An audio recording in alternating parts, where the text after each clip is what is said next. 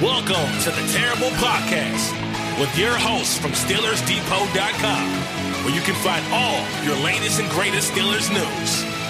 It's Dave Bryan and Alex Kozora, always lit, talking Steelers. And now, here's Dave and Alex.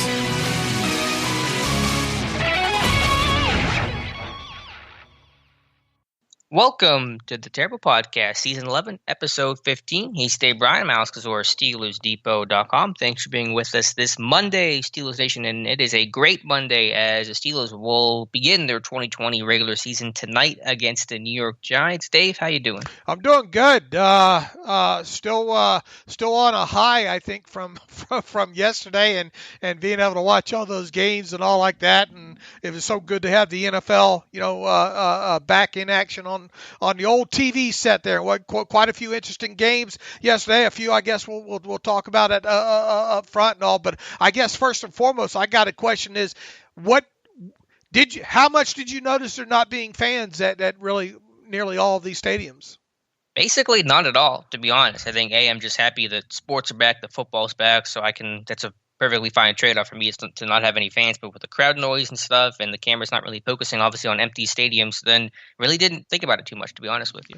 Yeah, I didn't either. I had to keep reminding myself a few times. I thought they did a good job, especially the TV production on at least on the one games that I watched there, of kind of, you didn't have a lot of, paying out, I guess, shots of the lack, fans in the stadiums and all like that. And I guess with the background noise and all it felt like normal to me, to be honest with you. Now, there were instances where I said, okay, yeah, this would probably be a time where the crowd gets a little bit louder there. But, for the most part, I was impressed and a bit surprised, to be honest.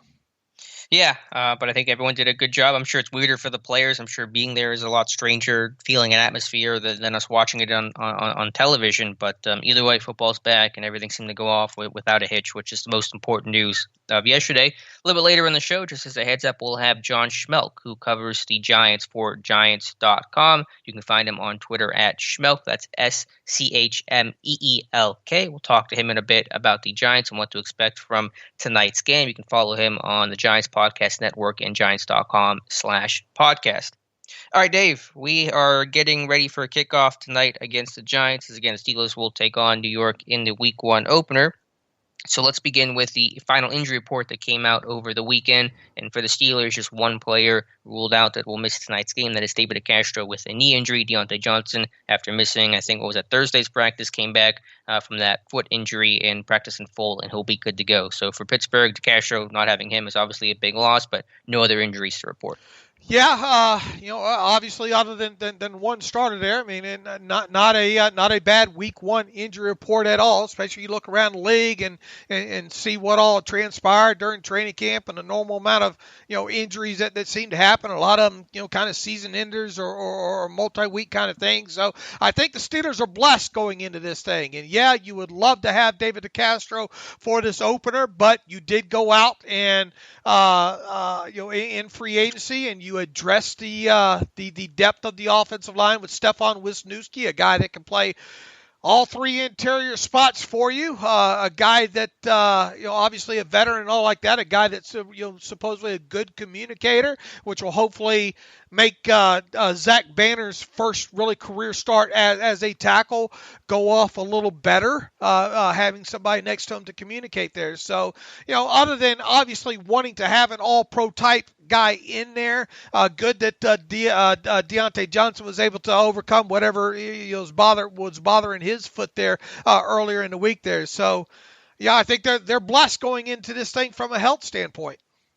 Yeah, obviously, DeCastro to Wisniewski is a considerable downgrade, but this is why you sign a guy like Wisniewski, a vet guy who can come in basically right away, moments of notice, and have cohesion and not be so wide-eyed and new to stunts and blitzes and different pressure looks. And plus, I guess this guy knows the Giants pretty well too, considering he's been in Philadelphia, so that probably helps a little bit, Absolutely. Even with a new coaching staff. Yeah. Who would you rather have? Not that it matters, but and we don't normally deal in hypotheticals, but I will. I'll indulge for this for this first week here. Who would you rather have filling in for DeCastro, B.J. Finney or Wisniewski? Finney. I thought Finney was the better player than Wisniewski. Okay. All right. Fair enough. Not by a large margin, but enough to make me say that pretty confidently. And obviously that's a choice the Steelers don't have. But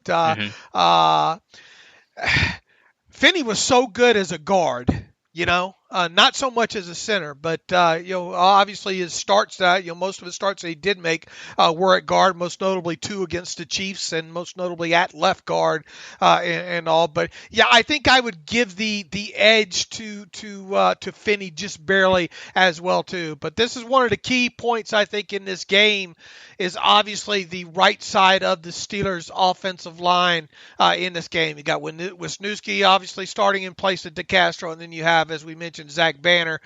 Probably going to be a little bit of pregame jitters there, I think, even though he's been around the league a little bit, making technically his first start at tackle.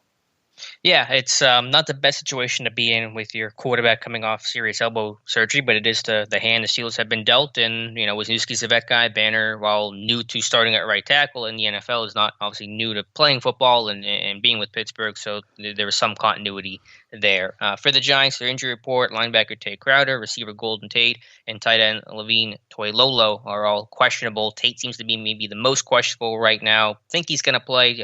John, who we talked a little bit later in the show, thinks he's going to play as well, but that's probably their most notable injury is slot receiver Golden Tate with that hamstring injury. Yeah, they'd been talking to beat writers who covered the Giants throughout the week. Most of them seem pretty sure that because Golden Tate being spotted out there and all, even as limited as he was, they seem to think that he's going to go. So that would be a fairly significant development, I think, should the inactive list come out tonight and Golden Tate be on it. And I guess we'll look and see if the Giants do any promoting from the practice squad, throughout the day-to-day, and that would probably be a good signal whether or not they think Golden Tate will go. And it would be significant if they don't have a guy like Golden Tate in that offense tonight.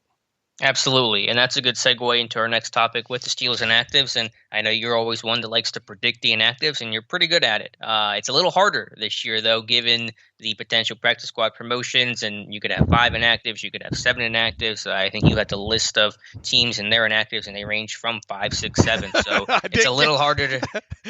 I didn't get many clues as I thought I'd get. Yeah, but what are you expecting here tonight? The best you can tell. Yeah, the math has been driving me crazy.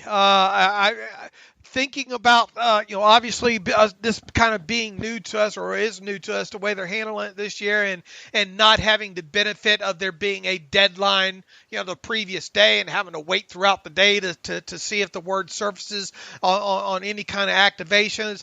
I've played with the math and the rules of this numerous times, and then I think you also got to take not only your current 53-man roster, but your injury list into account too, Alex. And just to recap for everybody, teams can have up to 48 players dressed for games this year, as long as 8 of those players that they're dressing in that 48 are true offensive linemen. The Steelers obviously will have that base covered tonight, so we expect them to dress 48. The question is will they go into that game with a 53-man roster and then dress 48 out of that, or will they go into it with a 55-man roster and then dress 48 of it? That's how it impacts your number of inactives. You're either going to have 5, 6, or 7 inactive players. Right now, there's been no word out of the Steelers, and rightfully so. We're probably not going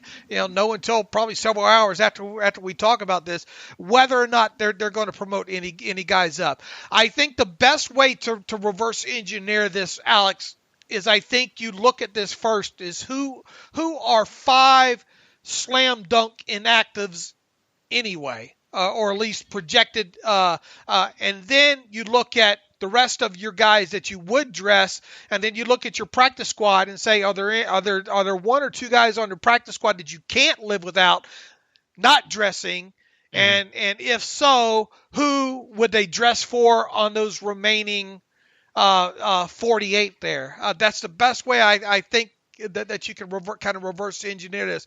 I came up with, look, we know DeCastro is going to be down. That's not rocket surgery. Joshua Dobbs is going to be down. That's a tap in putt as well too. Carlos Davis.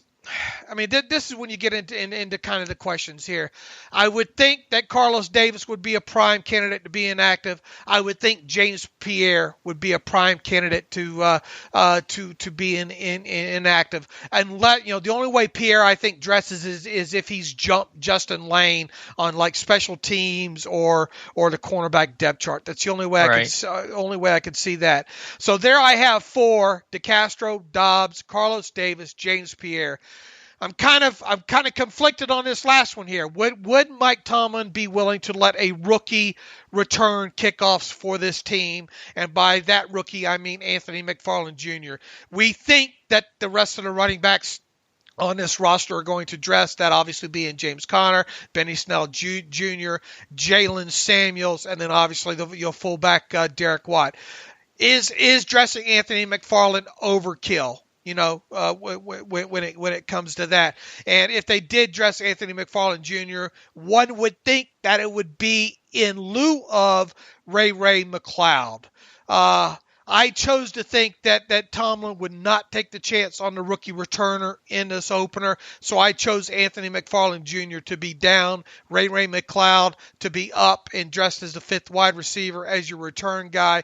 And after going through all the math on this and looking at barring somebody getting sick today, Alex, I can't come up with a good reason. I mean, it looks like they did have their whole practice squad travel with them, or at least most of them from what I saw there. I cannot come up with a good reason to promote anybody off the practice squad unless just to do it to be on the safe side, and then you make those 2 guys inactive. 1 or 2 guys inactive. Right. It may not happen. It appears it probably won't happen unless there is some sort of COVID-related concern. Right now, I think it was prudent to at least take those guys with you just in case. I mean, because you can basically call those guys up until, 90 minutes before kickoff? I mean, you have a really late deadline on deciding that, correct? Yeah, that's my understanding kind of looking at this thing. Once again, we're going to learn. We'll learn as the day goes along, I think, maybe. Right. I mean, just putting that point aside in terms of just the guys who are on the roster right now, my first thought when I saw McFarland on your list was, I think he'll get a helmet. But then the question is, well, if he's up, then who's that 5th guy that's down? And it would probably have to be McLeod, because I don't even know what other candidate there would be at this point. There is no 5th outside linebacker or 5th inside linebacker unless you didn't dress Marcus Allen, but I think that they will. So I think McFarland makes a little more sense when you try to think about who would be replacing him if you had to have McFarland active. Is that the only kind of – are you on board? Well, obviously, you're on board with DeCastro and Dobbs. Those are the first 4. I'm with you. Carlos Davis and James Pierre, you think will be down as well too. So really, the real question is McFarland, and the fact is if you did not dress McLeod, who is your backup punt returner. Yeah, and Deontay with look, we don't know how serious that foot injury is, and do you even want him returning punts out with this first week kind of having that banged up foot there? I mean, obviously you could put probably a guy like Cameron Sutton back there, but once again, we're dealing with things that Mike Tomlin normally doesn't do here. Right. So I think just through the process of elimination and working out all the math, and okay, I'll admit it came down to a coin flip between but McFarland, I think, makes the and look, do I think McFarland's going to get a helmet as the season progresses? Absolutely. But I think it might be prudent right out of the chute here to maybe to maybe not give McFarland the helmet out of the chute. Yeah, especially when the team's in good health right now. It makes those decisions a little bit more difficult when there's several injuries. It kind of opens the door for some of these guys and kind of takes your hands out of the decision in a lot of these cases, to be honest with you. So we'll find out 90 minutes before kickoff. And yeah, it's a different world this year. There's going to be a lot of moving and shaking, and we'll just have to see what a course the team wants to take. Would you give any consideration to sitting a guy like Zach Gentry down? To dress both McFarland and McLeod? Probably not. Probably not. Yeah, I mean, I don't want to say it's impossible, but I would be a bit surprised if they didn't dress the 3 tight ends tonight. And once again, I think, and that's dangerous, barring somebody getting sick today that the Steelers probably won't promote anybody from the practice squad. But just the same, they could say, look, these are the two most likeliest guys we would need. We're going to promote them and then sit those guys, make them inactive anyway. Right. I suppose that's a possibility. So anyway, that we're going to learn. And boy, as the season progresses, look, it's hard enough to get all 7 of these right during the season, even though most of them are slam dunks anyway. Now adding this aspect of the game day promotions into it really makes the game challenging. Speaking of rookies, since you mentioned McFarland, Mike Tomlin had his Mike Tomlin show with Bob Pompiani this weekend, virtually, of course, but talked about the rookie class and what to expect from those guys. And Tomlin said, quote, "I think we have an anticipated contribution expectation," very Tomlin phrase, "that comes from what we've seen during this team development process, but we also understand that we haven't been in stadiums with these guys, and that is subject to change." They're just saying it is unpredictable with rookies, given the uphill battle more so than any other class that they've had to deal with without spring workouts and no preseason games. So this is brand new, literally, for these rookies. So we'll see how much those guys can contribute, not only tonight, but throughout the season. And circling back, that makes it another reason maybe you want to get these guys through the process, I think, a couple of times. The stadium, watching their teammates, their veteran counterparts go through. Look, I know you try to simulate this stuff at Heinz Field, this year and all like that, but there were no fans there either. Right. I think that's yet another reason why 3 of these rookies on the inactive list, Carlos Davis, James Pierre, Anthony McFarland Jr. Are all 3 of those guys going to be inactive every game this year? Probably not. I mean, odds are in the favor that just injuries alone would make it those guys dress there. But with adding in that factor, what Mike Tomlin said about these guys, getting them through the process and all like that. And then look, obviously you're going to have, guys like Claypool and Highsmith. I keep wanting to call him Hightower, who's from a Police Academy and movie. And that's a series that you know nothing about. Police Academy movies there, but they're quite comical. They had a character in there named Hightower, who ex-football player in there. But anyway, obviously Highsmith's going to be one. Dotson, you really have no choice but to dress in this game as well. So I think Mike Tomlin talking about that and the rookies and all was yet another reason to think those 3 might show up on the inactive list. Yeah, we will see. Anything else that Tomlin or any players have talked about the last 48 hours that you kind of wanted to touch on? Yeah, not really. I mean, I thought Tomlin hit on it. We asked John Schmelk about this too as well. Tomlin's comments about what Joe Judge and that coaching staff is going through, right? Look, they're not new to football. They're not new to this process, but they are new to their own teams and their own personnel and how that unit will act during certain in-game situations. And, I'm sure, as John told us, they try to emulate it the best as they can as well, too. But sometimes it's the minutia involved in these things, the little things that make the biggest difference here. And because of that, I think the Steelers, because of been there, done that together a lot more as a team, not just the coaching staff, gives the Steelers really it's an advantage that not a lot of people are probably going to talk about in this game. But I think it's a lopsided one for the Steelers when it comes to such. And for whatever it's worth, and it's a very small sample size, and correct me if I'm wrong here, if I'm missing somebody, brand new head coaches went 0 for 2 yesterday. Matt Rule in Carolina and Kevin Stefanski in Cleveland. So JoJo trying to break that mini streak going on.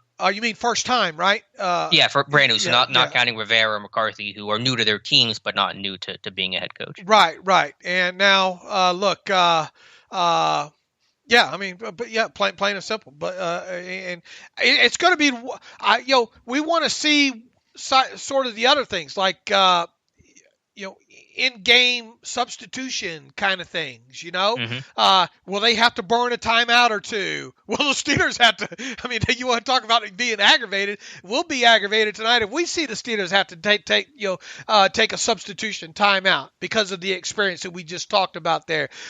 Will there be sloppiness? Will they have too many guys on the field kind of things? Will there be key, coaching moments in the game on the sideline relegated, that maybe go wrong, relegated to not having that time to prepare during the preseason at all? So maybe we won't be talking about it at all, but I just think from the experience aspect of it, this is an unfair advantage for the Steelers.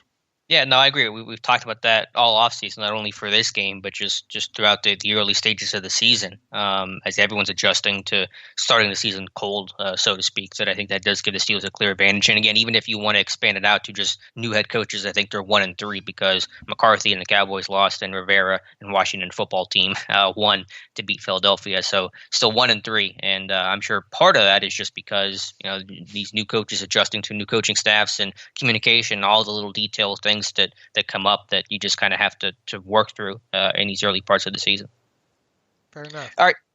Dave, also one thing I did like Tomlin, he was talking with Bob Labriola today and talking about team captains, and obviously you got some household names like Cam Hayward and Ben Roethlisberger and TJ Watt, but then there's also Jordan Dangerfield as the special teams captain, and Tomlin made a particular point to note that Dangerfield, a guy that's really, salt of the earth, undrafted guy from Townsend, was cut on and off the roster, battled injury the 1 year, and is now a captain of this team for special teams. It's a pretty cool moment for him because it's not that it's less special for a Hayward or a Ben or whoever, but it is probably a little bit more special for a guy like Dangerfield, just given the path he's taken in this very unconventional type way. Hayward, Watt, Ben, all first-round picks, and Dangerfield, the undrafted free agent. Really, really good story of a guy that's made it.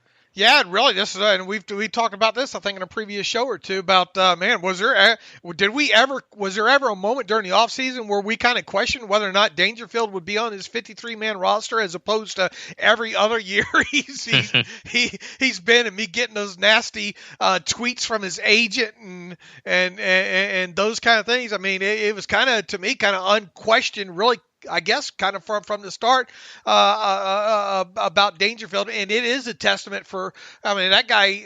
And not only that, look at the school this kid came out of. With Towson, nobody really could probably pinpoint that school on a map for you, but here he is, all these years later, just continuing to buck the trend, if you will. Mm-hmm. And I think it is a testament to his career that he starts this season as a special teams captain. Absolutely. So kudos to him. All right, Dave, anything else you want to touch on, or do you want to move on here? Yeah, I guess we can move on. Yeah. All right, where do you want to go? I'm not even sure how to plan this one out. Do you want to talk to John right now on the Giants and get his take on New York, or do you want to talk about our preview and evaluation of the game tonight? Dealer's choice over here. Yeah, let's get him knocked out here, and then we'll come out of that and talk a little bit about the game ourselves. All right, so let's talk to John Schmelk, who covers the Giants for Giants.com. You can listen to him on the Giants Podcast Network and Giants.com/podcast. We'll talk to John and then come back. Okay, welcome back to the Terrible Podcast. It is Monday. It is game day. Pittsburgh Steelers versus the New York Football Giants at the Meadowlands in New Jersey later tonight. And as promised, we have a beat writer who covers the opposing team. And this time we have one from the team's official website, Giants.com. It is John Schmelk. John, you can follow John on Twitter at Schmelk. It's SCHMEELK. He also helps run the podcast on the Giants Podcast Network on Giants.com. So make sure if you get some time today, swing on over there and listen to the latest episode of that as well, too. John, you're a first timer. Welcome to the Terrible Podcast. Hey, thanks for having me, guys. We have to wait an extra day, but finally the Steelers and the Giants season is here. Absolutely. And look, prime time, first of two games here on Monday night. Definitely an exciting night. Unfortunately, no fans will be in attendance, but I tell you, the network certainly did a great job, I thought, yesterday of kind of hiding that aspect. You had to keep reminding yourself that there weren't fans in the stadiums there and all. But anyway, long day ahead of us, so we'll try not to tie you up too long. But first and foremost, we want to start with you giving us kind of a 30,000-foot look, I guess, on the Giants here. Obviously, a big offseason for them with the coaching staff change and Joe Judge coming in, and several free agents, and also some off the field issues and some injuries even here in training camp that have impacted this team. So kind of give us the quick and dirty 30,000-foot look at the New York Giants offseason. Yeah, Joe Judge, new coach. Jason Garrett, new offensive coordinator. Patrick Graham came over from the Dolphins. Bill Belichick treated to be the defensive coordinator. Not the offseason you want to make all these changes with a really young team, given, they hit the field for the first time in August. That's obviously not something that you want, but that's where they are. So they've been trying to get everything together. I think Jason Garrett's offense will be more of a vertical down the field thing, but it'll be focused much more on Saquon Barkley. I think he's going to touch the ball an awful lot. The defense, I think that's the biggest question with the team. I think the offense is going to be able to score points for the most part. They'll be able to move the ball. They have the talent for that. The defense, I think, is the big issue, and I think it's the pass defense. They got some big guys up front, Leonard Williams, Dexter Lawrence. They should be able to stop the run. But in the secondary, you have James Bradbury, a veteran, Jabril Peppers, a veteran. They just brought in Logan Ryan. He'll help. But who's that second cornerback? Patrick Graham likes to play a lot of man-to-man defense. Will you be able to match up with the guys the Giants have back there consistently? I think that's a fair question. And the pass rush, they don't have that, 1A pass rush. They don't have a TJ Watt. They probably don't even have a Bud Dupree, to be honest with you. The Marcus Golden maybe is the closest thing they do.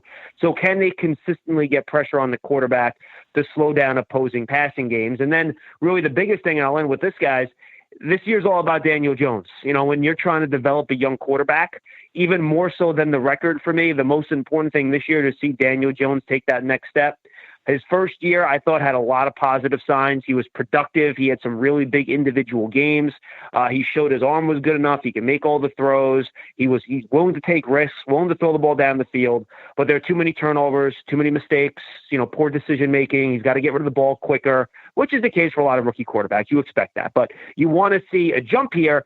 You just hope him having to transition to a new offense in his second year isn't going to slow that progress, at least in the beginning of the season. So for me, that is my 30,000-foot view of the Giants heading into 2020. Oh, fantastic. And when you look at this new coaching staff, now obviously these guys have coached. Garrett's been around for a long time. Well, all of them have been around, the coordinators and all. And of course, Joe Judge has been around for a while as well, too. But one of the things that Mike Tomlin hit on during his weekly television show the other night was the fact that, the lack of the preseason there and the actual lack of Joe Judge and his staff being able to go through in-game type situations on the sideline will be one of the hardest things perhaps for him, for that new coaching staff to overcome. Are you expecting, what kind of impact just on the sideline issues alone from this team not having a preseason and having a new coaching staff? Is that going to be one of the biggest hurdles in this opener for them? Yeah, I think that's a good point. Joe Judge, the one thing that I've been impressed by, he's extremely detail-oriented. So in order to try to avoid those issues, they did run 2 team scrimmages over in MetLife Stadium this summer. Now, it's not the same as preseason games, but they put a clock on. They did quick switch offense-defense, quick switch offense-defense special teams. All the, coaches had their headsets on as though they would on a game day to try to kind of get that communication and those game day mechanics down. So I think they did all they can to be ready. Might there still be an issue here or there? Sure. But I do think they were cognizant of that problem that Mike Tomlin mentioned. I think it's a really good point. And they did all they possibly could without the preseason games to be ready for that part of it. And before I turn it over to Alex to ask you a handful of questions here, I wrote about this the other day, and you already kind of hit on this in your 30,000-foot look there when it comes to Daniel Jones. 18 turnovers, 18 fumbles by him last year, led the league. And I think you got to go back to Michael Vick. Several years ago, the last time you had someone turn the football over that much, fumble wise and all like that. Obviously, and I think you kind of wrote on this, or someone on Giants.com a couple weeks ago, or during the offseason here. How have they been able to kind of work on that in this truncated offseason here with ball security and Daniel Jones? Is it just going to be one of those things that's in his head? Obviously with practices and CBA and being limited there, I imagine it's kind of limited amount of time they can work on drills on that. So what have they done to try to work with Daniel Jones and that ball security in the pocket? Yeah, I think there are multiple layers to it. I think number one, when you're in the pocket, 2 hands on the football. I think that's the majority of Jones's fumbles happen in the pocket. 3 happened on runs, and I think almost all the other ones were in the pocket. A lot of them were blindside, hit while you throw. So one, when you're in the pocket, 2 hands on the football. That's important. 2, he got stronger in the offseason. So they hope that physical strength will help to hold on to the ball a little better. John, you mentioned the newness of this coaching staff, but obviously Jason Garrett's no stranger to running an offense and being a head coach over in Dallas, now the OC in New York. Schematically and philosophically, what things can we expect Garrett to carry over from Dallas to New York, and what things may be different given the obvious fact there's different personnel with the Giants? Yeah, I think that's a great question, and I'm not sure, how much the Steelers have enforced a lot of the preseason and training camp policies where you're not allowed to talk about formation, player assignments, and things like that. Yes, well, so have we. So because it's one of those things where the Giants, and I mentioned this before, right? You have a lot of disadvantages: new coaching staff, new scheme, no practice. The one advantage they think they have is nobody knows what they're going to do. Nobody has seen the Giants' schemes with these players on the field together. So the Giants think that does provide some type of advantage to them. I think the one thing, and I mentioned this earlier too, you're going to see Saquon Barkley early and often, and you're going to run the ball on early downs. You're going to run play action off of that, especially against the pass rush like the Steelers, where you got TJ Watt going against Cameron Fleming, who's really never started the season as a full-time starter before, and you have Andrew Thomas, a rookie, starting at left tackle. I don't think you're going to want to throw the ball 45 times and sit in the pocket for a while. I don't think that's a real good recipe for winning. So I think you're probably going to see a lot of Saquon early on, some play action, some screens, and things like that, so that Steeler pass rush doesn't get going. I agree. We'll definitely have see the Giants work through the run game more than anything. But in the pass game, I think that the whole who's the number one receiver gets a little overrated, a little overstated sometimes. But who will this pass game run through? Is it Golden Tate? Is it Evan Ingram? Is it Darius Slayton? Like, who is the go-to guy and a got-to-have-it moment in this Giants pass game? That is actually a great question. If I had to bet, it'd be Golden Tate. Now, we'll see if he plays tonight. He's been fighting a hamstring that he injured towards the end of camp. He's questionable, and I think that's a legit questionable. I don't think we know for sure if he's going to go. If I had to guess, I'd say yes. But I think that is really a check 90 minutes before the game and see whether or not he's good. And, he's great running after the catch. And that's the beauty of this wide receiver core. A lot of Giant fans, they miss Odell Beckham Jr. They don't have that number 1A guy. And, who's your go-to guy? I think that's the beauty of the passing attack, right? You got Tate, who's really good running after the catch. Shepard's a really good route runner, Sterling Shepard. He's really good in the slot. Darius Slayton's more of your classic X, down the field, speed guy. And then to me, and this is an unpopular opinion, I suppose, but I think their 2 biggest weapons in the passing game are Evan Ingram and Saquon Barkley. Those guys are mismatched players. And I think if you get those guys in the right matchups against linebackers or a slower, strong safety, that's a matchup I would attack as much as possible. So to me, Barkley and Ingram are your mismatch guys, and I think each one of the 3 wide receivers do things that a little bit better than the other one, so you can kind of mix and match and use them as appropriate depending on the play and the situation. John, obviously this team, the Giants, had a couple injuries here, during training camp and all, and one of them I think was David Mayo, big loss inside there in the middle of that defense there, and Blake Martinez, I believe, is going to be getting the start there.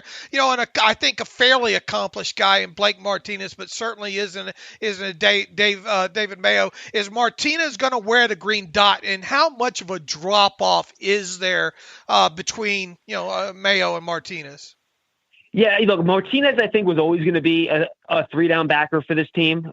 Their base should be, for the most part, a 3-4. So you're going to have those 2 inside linebackers. I think it was going to be Martinez and Mayo, though there was a competition for that second inside linebacker spot. Devontae Downs is somebody who came over midseason last year, I think it's a waiver claim, if I remember right. And he came in as an outside linebacker. They've converted him to an inside backer, and he's actually won that starting job at some point, during the spring. So I think your 2 3-down linebackers, if nickel's their primary sub package, I'm not sure if it's going to be. I could see, someone like Jabril Peppers playing kind of like in a big dime or a small nickel, a quasi sub package linebacker next to Martinez.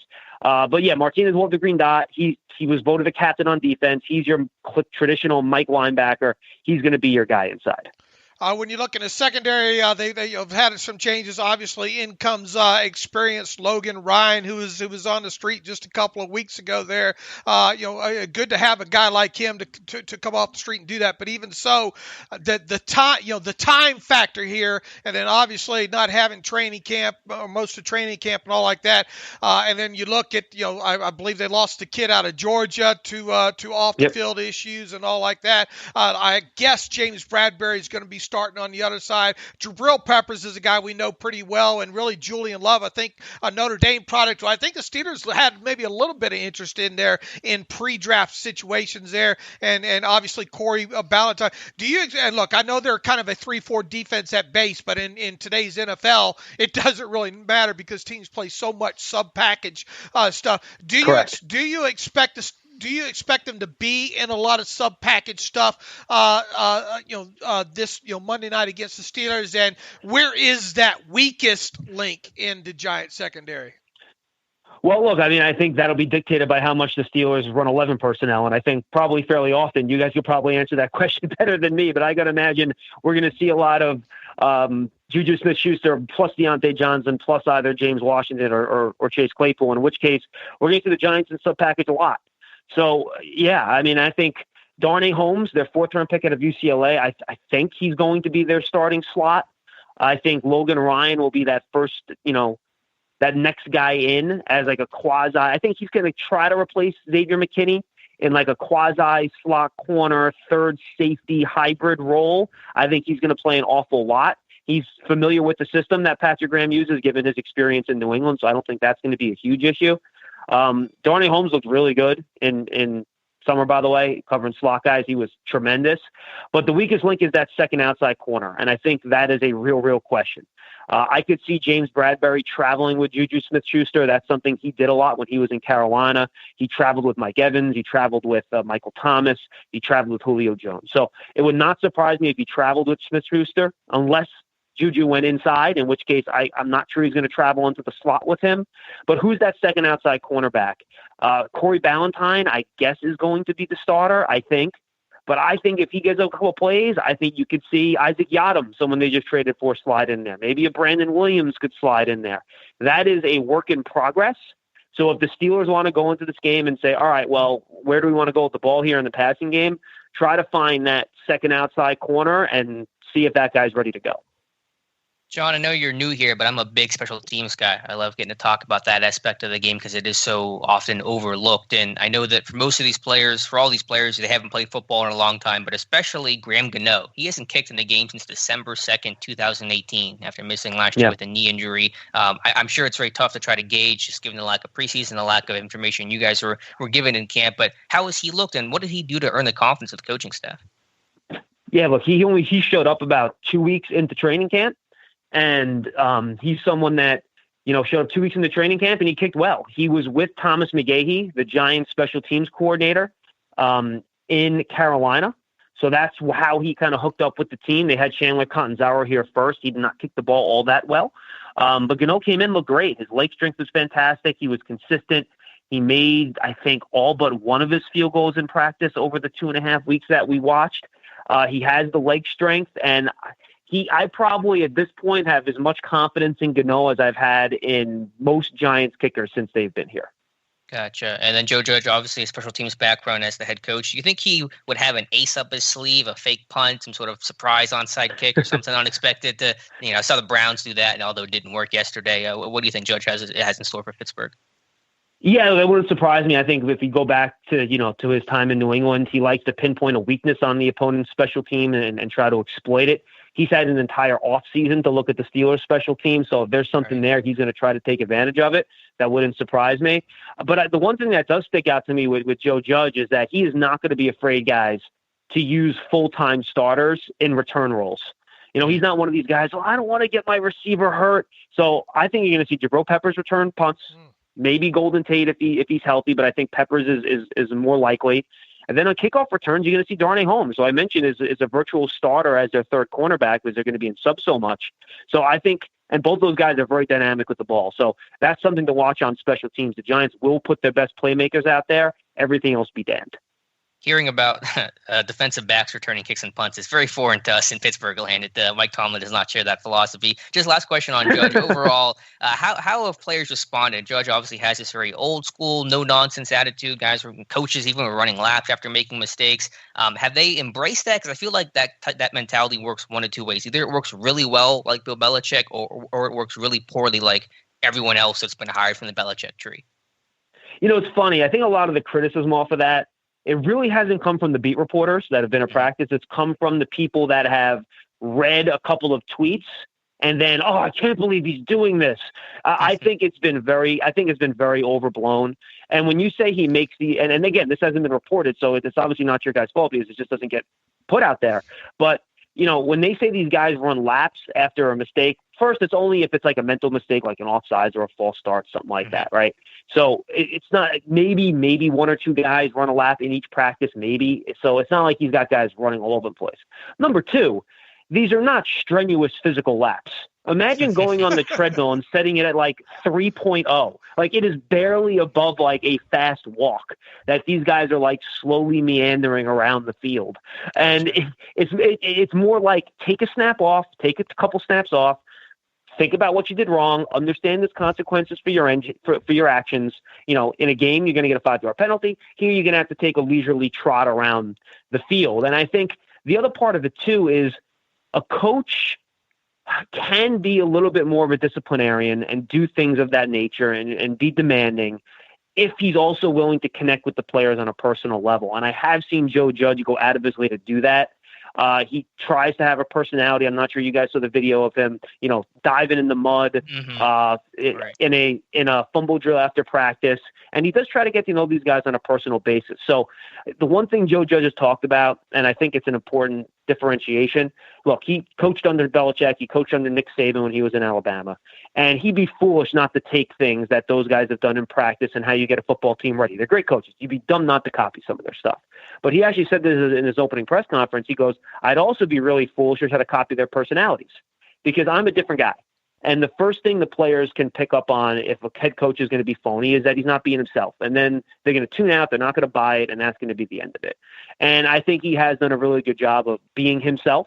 So while he might use some of those methods in practice to get his team ready, he certainly doesn't copy those guys in terms of trying to be them as people, which players would pick up on. So yes, right now, I think everyone's buying in. And look, it's really easy to buy in before you start playing games and you might lose a couple. It's really easy to buy in now. Let's see how it goes once, you start playing games. And if they win their first game, lose their first game, Ben McAdoo's first year here, the Giants they won double-digit games and they went to the playoffs. And if not for a couple injuries, they might have beat the Packers in the playoffs that year.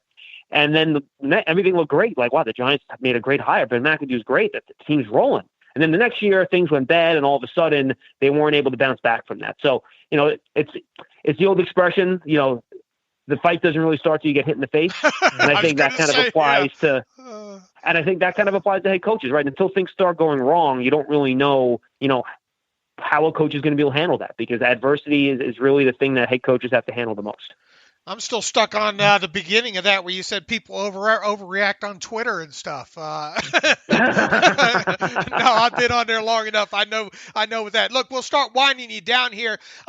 Zach Banner is going to get the start at right tackle for the Steelers. It's going to technically be his first career start as a tackle here. He rattled off the guys he thinks that he's going to go against over there as far as their edge rushers go. Obviously, Tomlinson and Leonard Williams, mostly inside guys that occasionally I'm sure he'll get a bite of every now and again there. But what do they do with their edges? Do you expect them to rotate them? And I would assume that even though kind of Marcus Golden's still kind of listed as a backup, he's still kind of their primary best pass rusher, if you will. Who do you expect to be over on Steelers right tackle side the most? Who do you think Banner is going to go up against, and who do you think poses the most issues for him?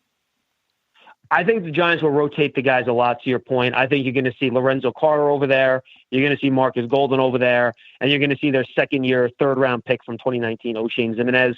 I think those will be the three guys you'll see over there as most. I think from what I could tell in practice, and again, I like to see in the game situation to get a real good feel for it. I don't get the sense that it's going to be a strict, all right, this guy's always on, the left, this guy's always on the right. I feel like they're going to move those guys around a little bit. That's my feeling watching practice.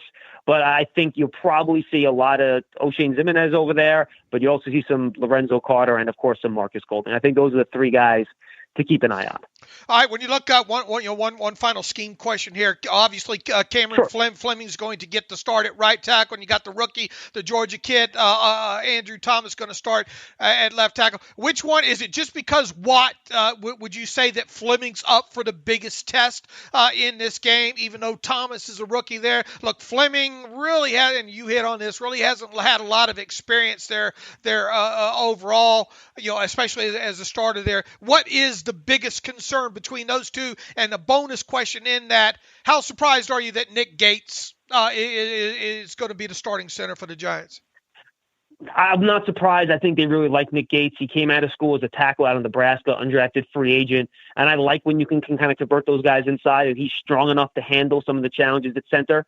Now we'll see about some of the mental stuff and things like that, how quickly he can get, if he can, make those calls at the line with Daniel Jones and get the blocking schemes right, especially against all those interesting blitzes that the Steelers like to bring. So that's something to watch. I think Nick Gates will be okay. And you're right. When I wrote a story for Giants.com last week, the biggest matchup of the game for me, and the key matchup was Fleming versus TJ Watt. I think that's going to be extremely important. I think Fleming will be okay. I think he's a veteran. He started a lot of games in this league for the Patriots and the Cowboys. Again, never had been a full-time starter at the beginning of the year, but he does have a lot of NFL snaps.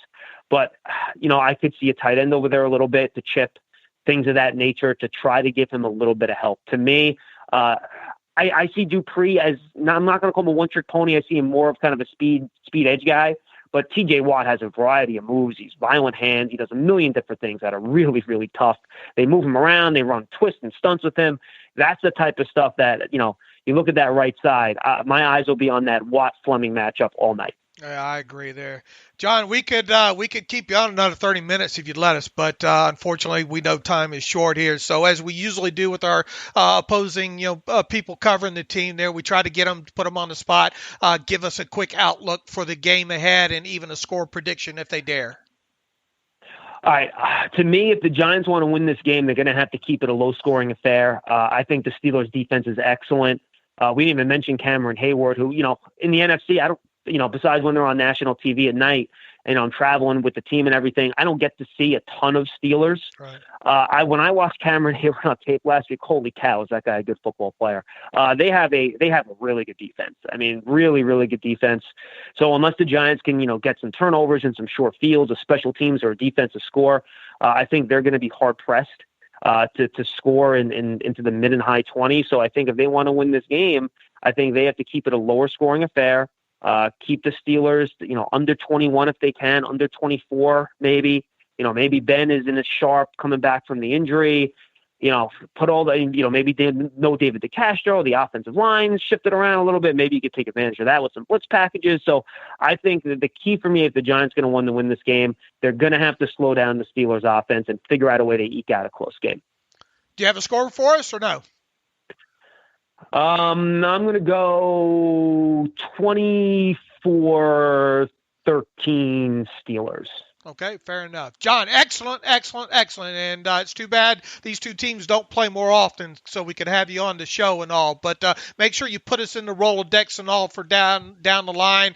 We'll make sure to get your Twitter handle out there one more time and try to get you some followers and listeners to the podcast as well. But excellent first appearance on a Terrible Podcast, and we look to have you on down the road, John. So most definitely thank you for coming on a Terrible Podcast today. Thank you, John. Appreciate it, guys. Anytime. All right, and welcome back again. Our special thanks to John Schmelk. First time on the Terrible Podcast. Be sure to follow him on Twitter at Schmelk, SCHMEELK, and be sure you tell him that you heard him on the Terrible Podcast. That was really good stuff from John, Dave. Absolutely, and these guys get tickled pink when you reach out to them on Twitter, from an opposing fan base on. I know we have who are several that do this anyway. Margie's one of them, right? Yeah, Margie does a great job at telling reaching out.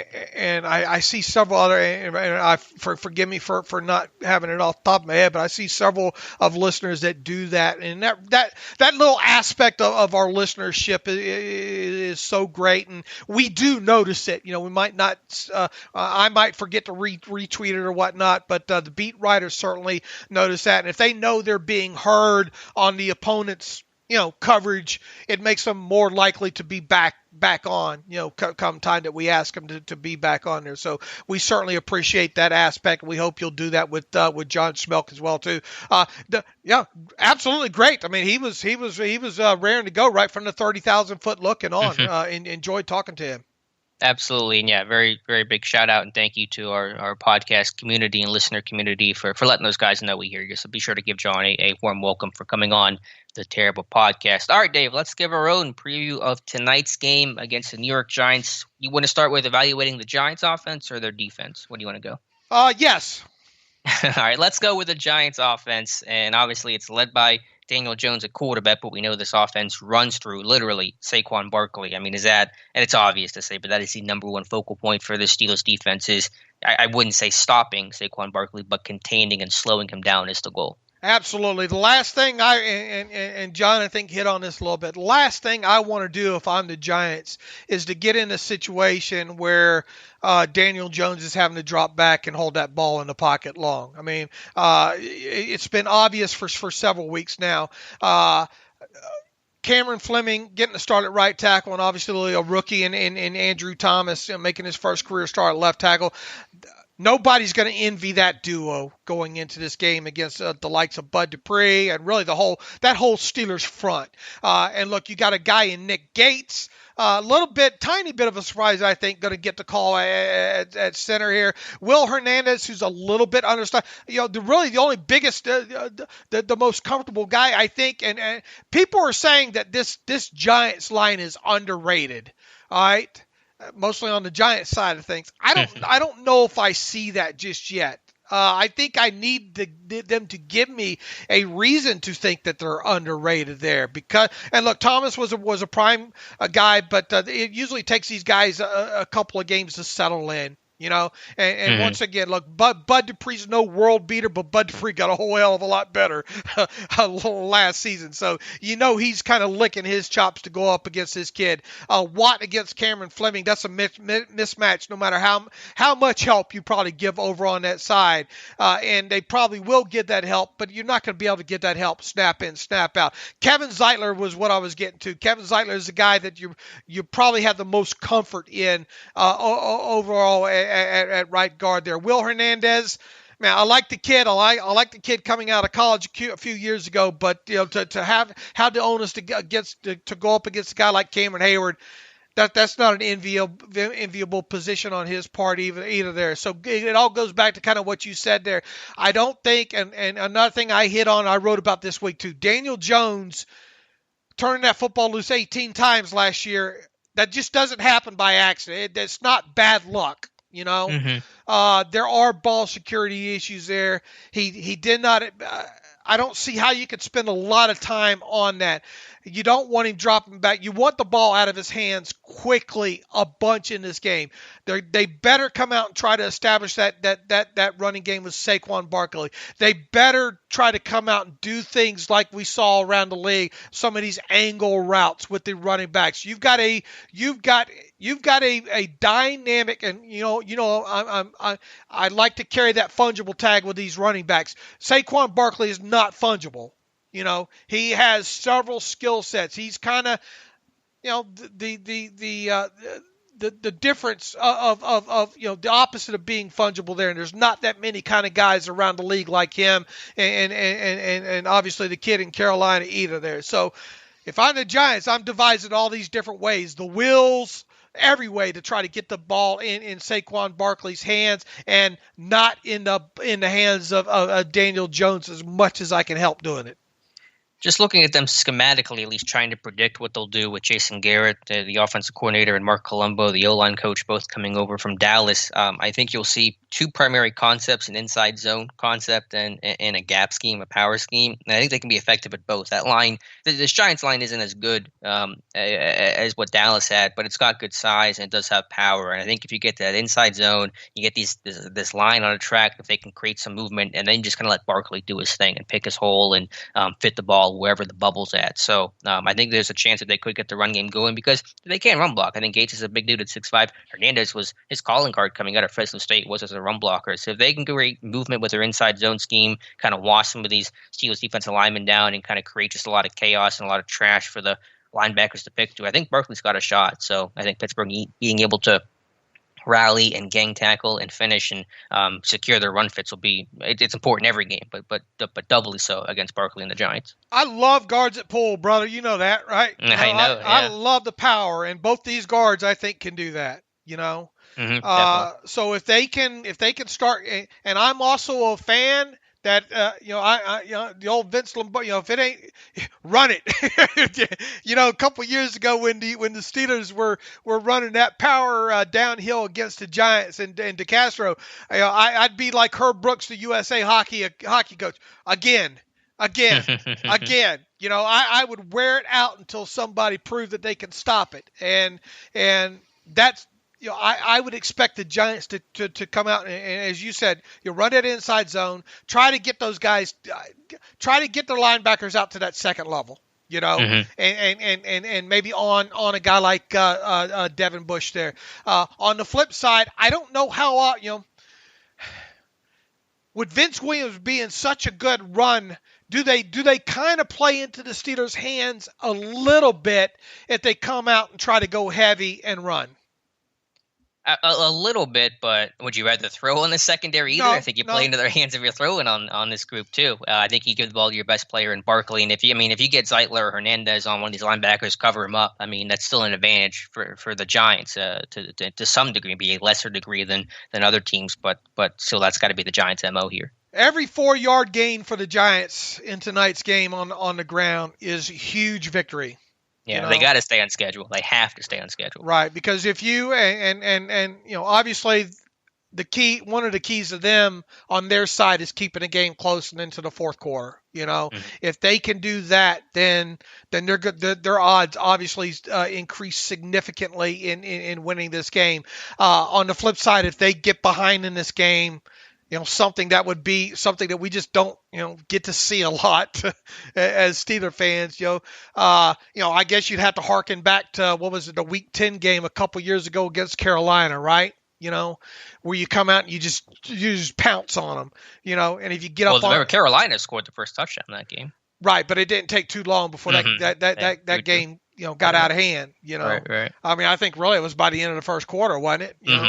Right. And that's what I'm talking about. Jump on him where they start panicking there. But and look, Barkley is a guy that can house you. He can 70-yard you in an instant, and not only as a runner, but out of space there. So yeah, I think that is a huge. I mean, and it's a captain obvious. He's a premier player in this league. You drafted him where you drafted him for a reason, and I think if you're the Giants, that's key number one. You come out and you just try to get the ball in his hands as often and as quick as possible, and then go from there.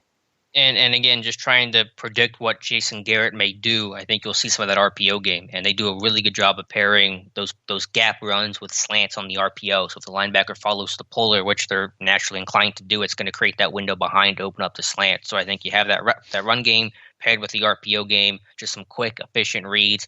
Maybe you displace a linebacker that creates a window for a slant, or a linebacker that doesn't follow a puller, or whatever the case is. But I think you'll see that RPO game. And also they do a great job pre-snap of a lot of trades, a lot of shifts, a lot of motions. I think we'll see that with the Giants too, to try to create a different gap, create different leverages, force the Steelers to communicate quickly on the fly, which I think they can do because it's so much continuity with this defense. But I do think you'll see the Giants try to stress Pittsburgh with a lot of pre-snap motion.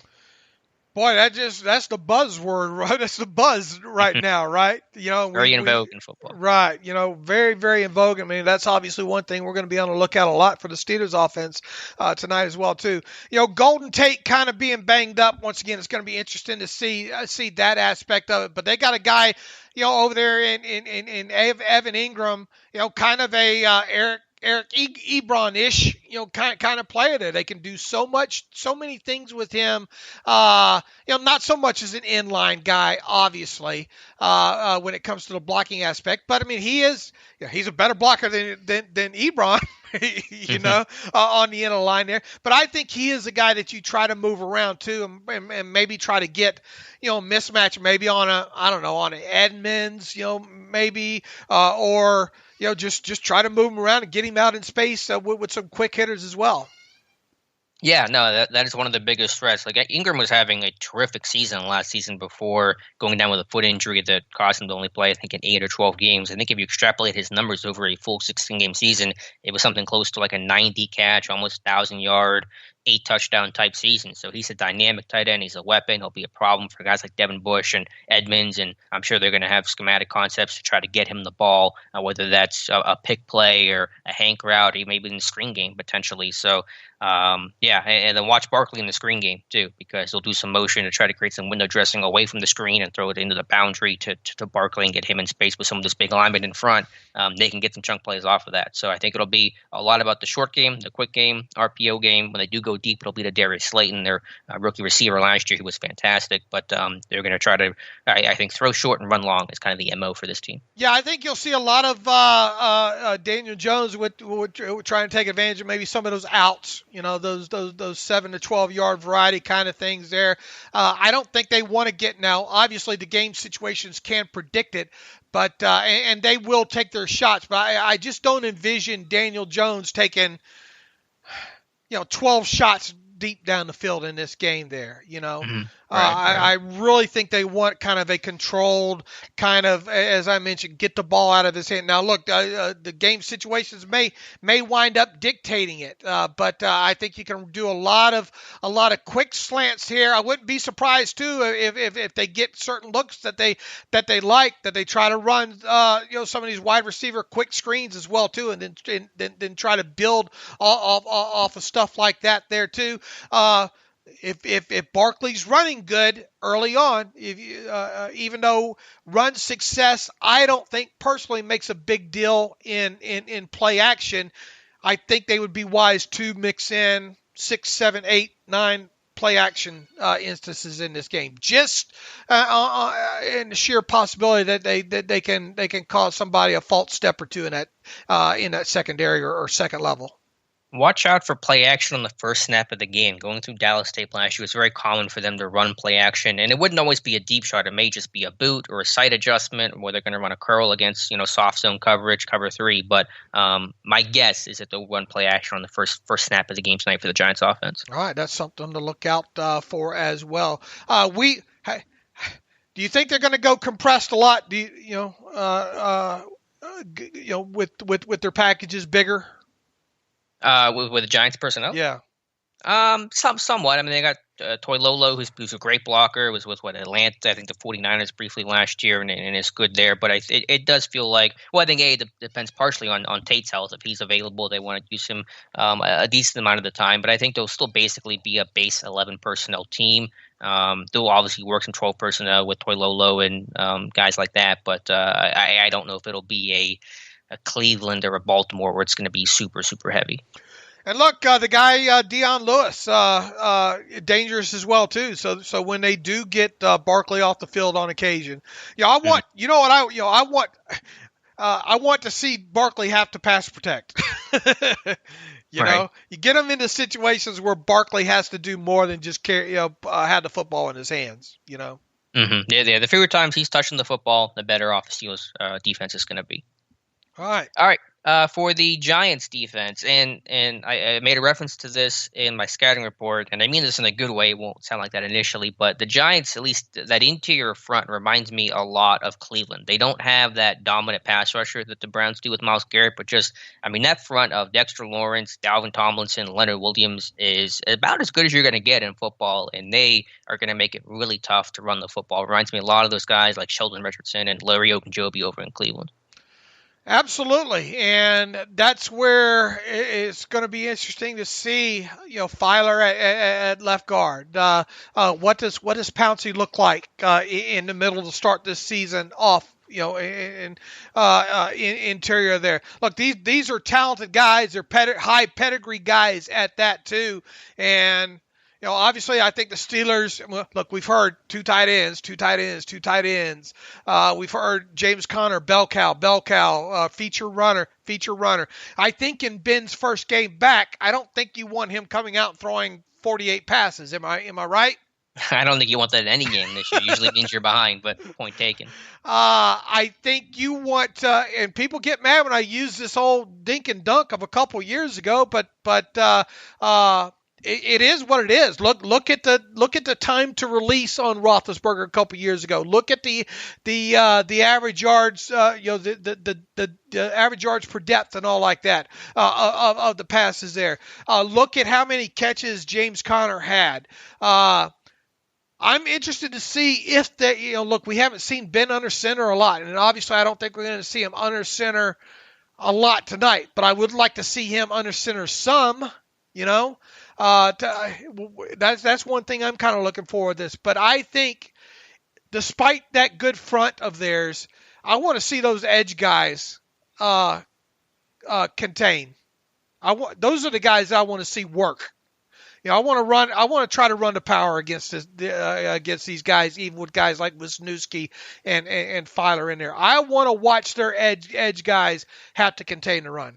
Mm-hmm. I'm just worried about, because I think the Giants, from what I saw from new defensive coordinator Patrick Graham and what the Patriots have done for years, is they're going to run this bare front where they're going to cover the center. They're going to have the nose tackle, which would probably be Tomlinson or Lawrence, right up over Pouncey. So head up, not even shaded, but just literally head up, with the guards both being covered up, 2-3 techs and a 0 tech. And it's going to make it so tough to try to get that interior run game going. It's going to make it tough for those linemen to work to the second level. And if you want to try to base block one of these guys, especially when you're without the Castro, those guys are going to win their matchups. Talking to the Giants defensive line, Tomlinson, Lawrence, and Leonard Williams, they're going to get upfield. They're going to create penetration. They're going to change the path of the running back. And so I'm worried about, and that was the issue with Cleveland in that primetime matchup last year, was they just could not get to the second level. Linebackers ran free. And so while the Giants don't have a great linebacking core, if those linebackers are running free into the A and B gaps, I mean, they're going to make plays if they're running scot-free. So I'm worried about that. So I may try to do some more perimeter runs, but I think overall it will be tough sledding on the ground tonight.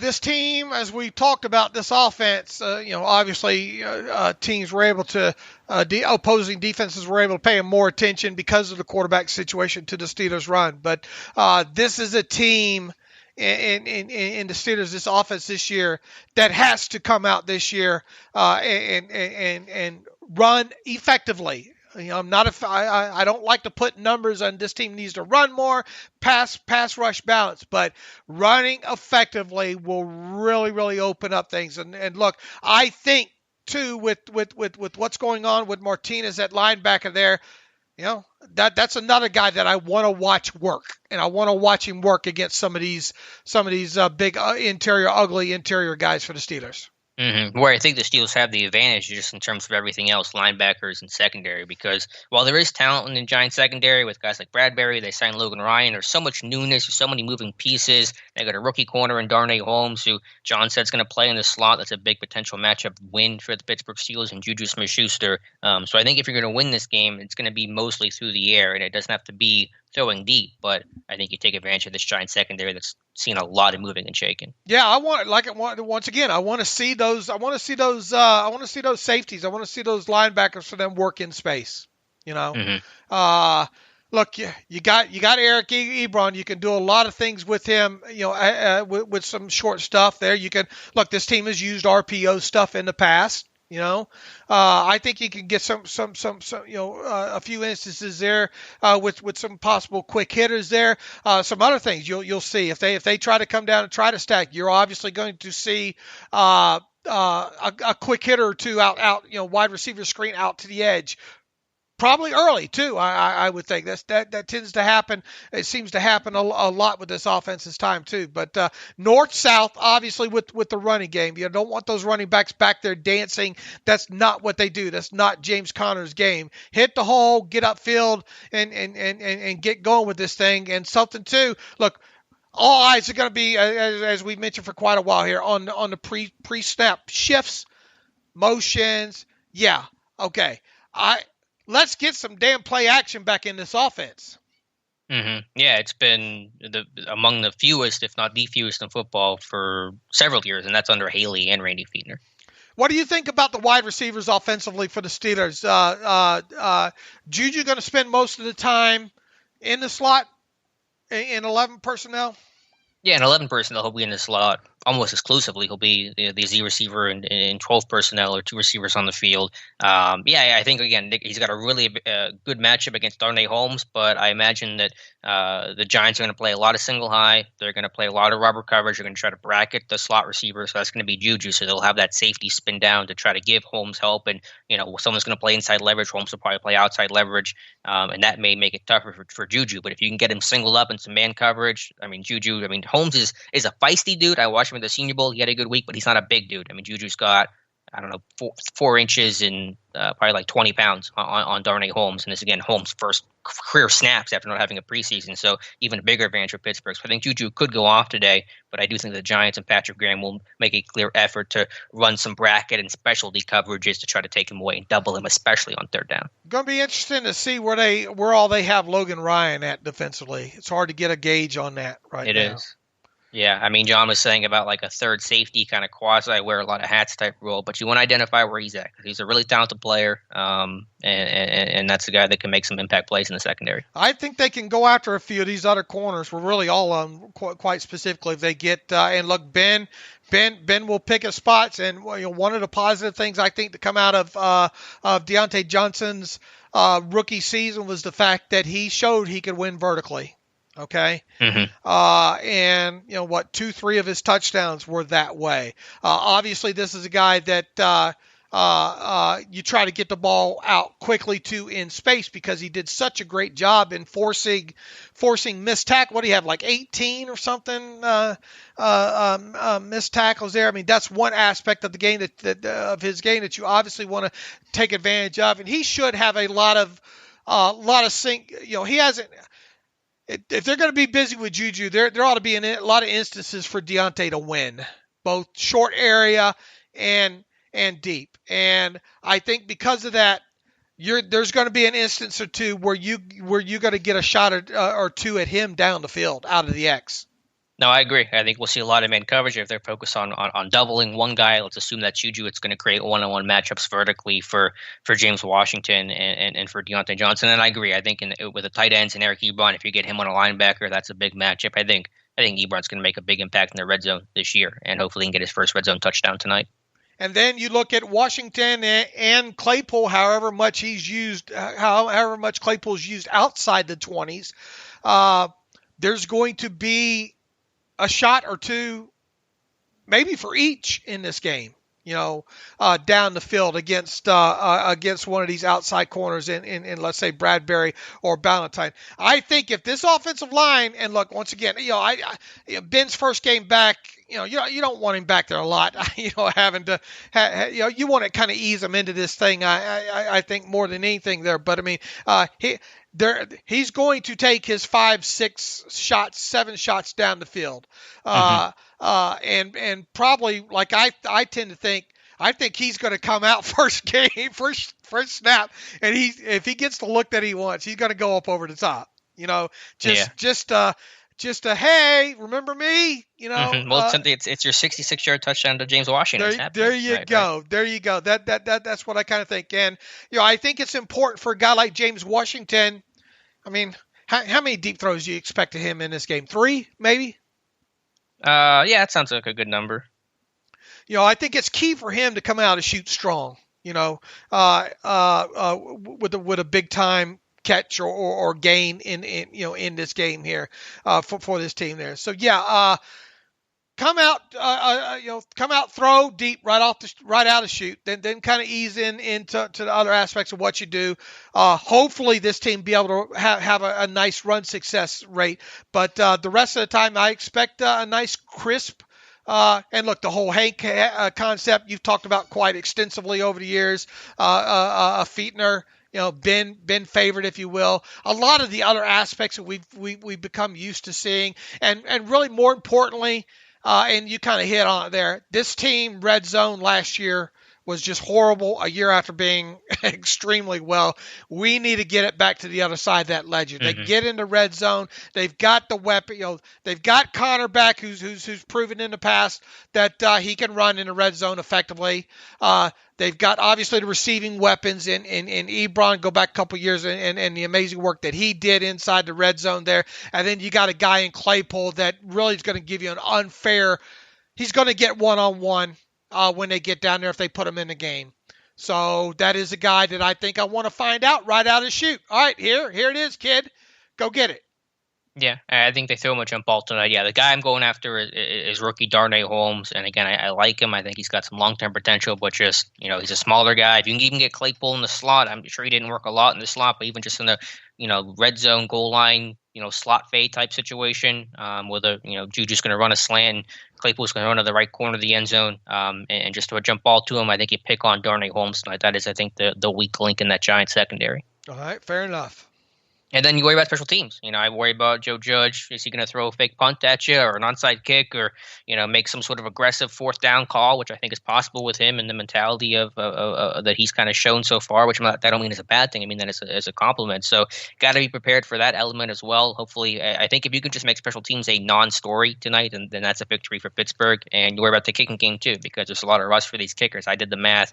Kickers on Sunday and in the Thursday game against the Chiefs and Texans, kickers were only 44 for 60. That was 73.3% on field goals. Compare that to 2019 when they were 81.6 for the season. Now, I have not compared that to 2019 week one and all that math, but we saw kickers struggle a bit yesterday, and because they just haven't had the kick in the stadium a whole lot, so hopefully you don't miss your kicks either.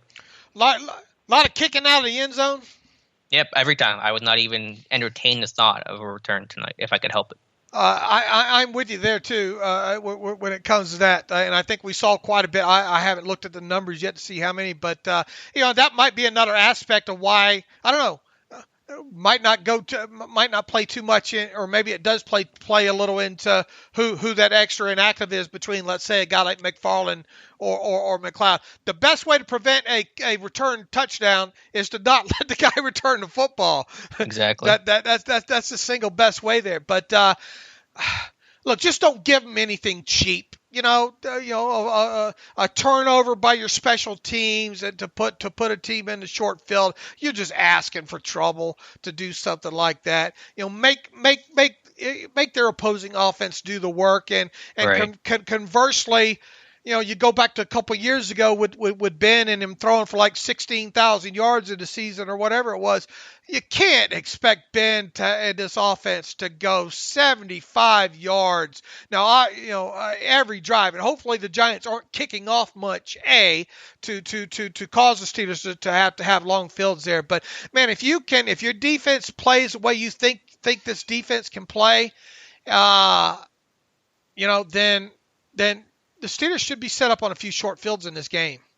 Yeah, I hope so. I mean, that's something you stressed a lot, and I agree with. Now, again, I don't think the Giants will allow really any kick returns either, but hopefully you can just get your defense doing work, creating a short field with a turnover or 3 and out. They put you on your 30 or 35 instead of being closer to your 20 or 25. So, that would be obviously huge for the Steelers offense.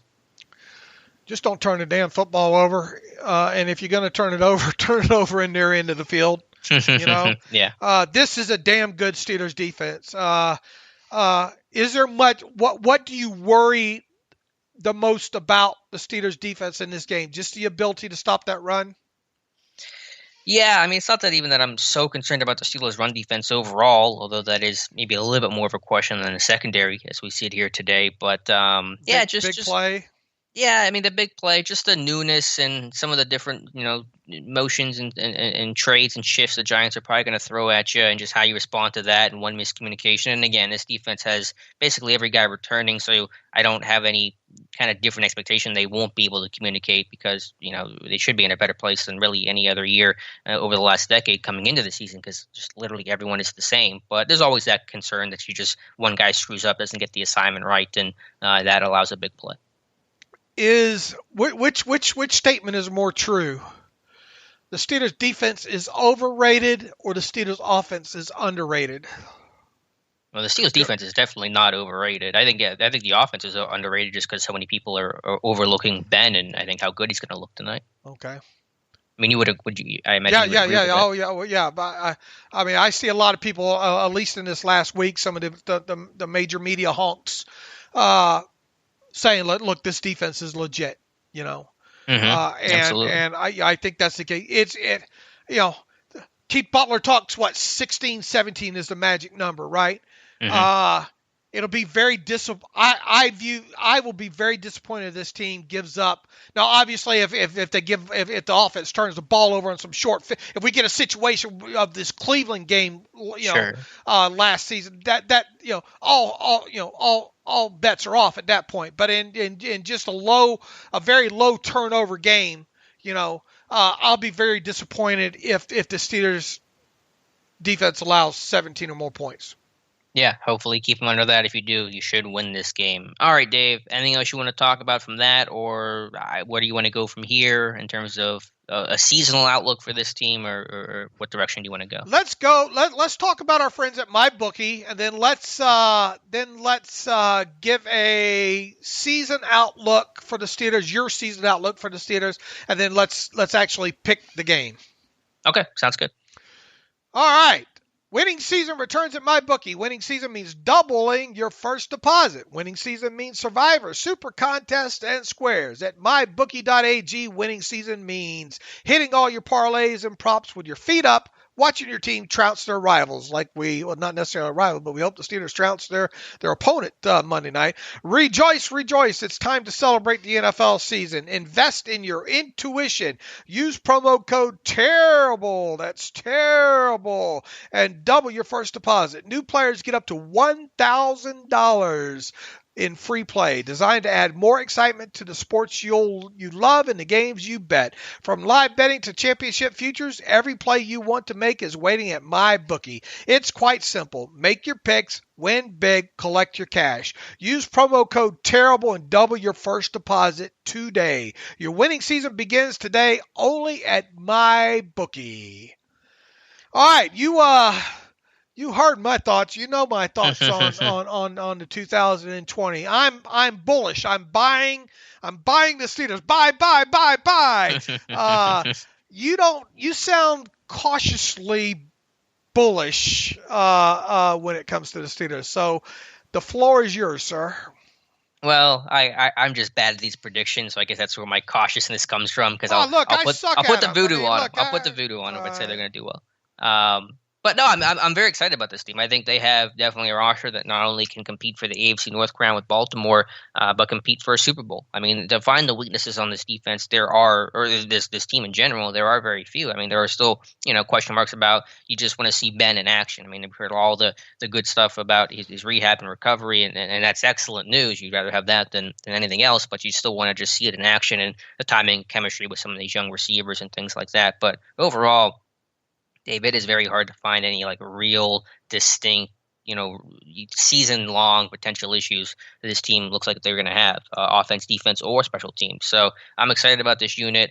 I think James Conner is going to have a really big year. I'm going to call my shot here on James Conner and say he stays healthy for the vast majority of the season. He has over 1,500 yards from scrimmage, and he reminds everyone that he is a feature back in pound for pound and just talent-wise, one of the more talented running backs in football. So I think James Conner is going to have a really big season this year, and he's going to be able to fight off the whole injury bug kind of thing. Look, it's hard. We've talked. In every season, even this, except for obviously his rookie season, but even last season, he was on pace. To have a nice season. Carr was running good until it blew an engine. But I'm with you, and it's a big if he can stay healthy, but I think he can put up at least 1,500 total yards from scrimmage.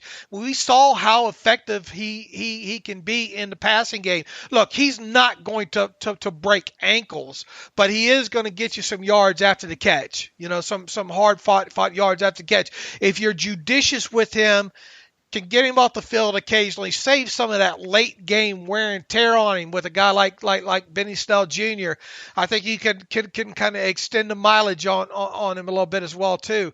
With all that said, I mean, what is your record prediction on this team, and tell me who's going to be in the Super Bowl, Alex?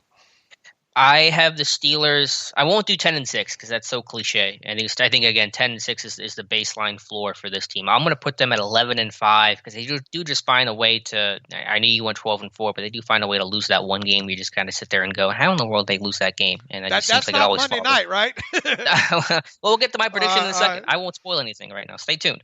That's a good podcast thing. But I got them at 11-5 for the Super Bowl. I don't know. We just said there so many times before. It's like, okay, this is the Super Bowl team, and it just doesn't happen for one reason or another. And again, I think this roster is really strong, top to bottom. For my Super Bowl prediction, though, it's a little chalk. I'm going with the Chiefs over the Seahawks in the Super Bowl. All right, Bill Cowher had to see. I guess a lot of people kind of not. I guess a week ago, people say people are sleeping on the Seahawks, but as of right now, I mean, I saw Bill Cowher has the Steelers. Bill Cowher has the Steelers and the Seahawks meeting in the Super Bowl. He said yesterday as well. Maybe the Seahawks are being undersold a little bit there. Look, Tampa Bay came out and. I think I even predicted in my game predictions that the Buccaneers would come out and lose that first game there, but I have a feeling they're going to right that ship over there. So I, of course, have the Steelers and the Buccaneers. But yeah, I think you made your point clear. It would not surprise you if this team made it to at least the AFC Championship game. No, I think if they don't make the playoffs at the very least, and something went horribly wrong, if they can't win a playoff game, then I really think something went wrong. They got a shot. You get in the playoffs. I mean, you have this offense, this defense. You have such a complete team. I would not be shocked by them going to the Super Bowl this year. It would not shock me at all. But I'll be a little more conservative, I guess, and say 11-5 and making the playoffs. I don't know how far they would go. I'm not, guessing all that stuff. But I have the Chiefs going to the Super Bowl for the AFC side of things. All right. When it comes to instead of going over the good with the 2020 Steelers now on your side, what concerns you? What would prevent this team from making a deep playoff, at least making it to the divisional round? Let's put it, because that, to me, Alex, I mean, it's got to be at least divisional round, and really probably AFC Championship or bust. I don't know, but at the very minimum, divisional round.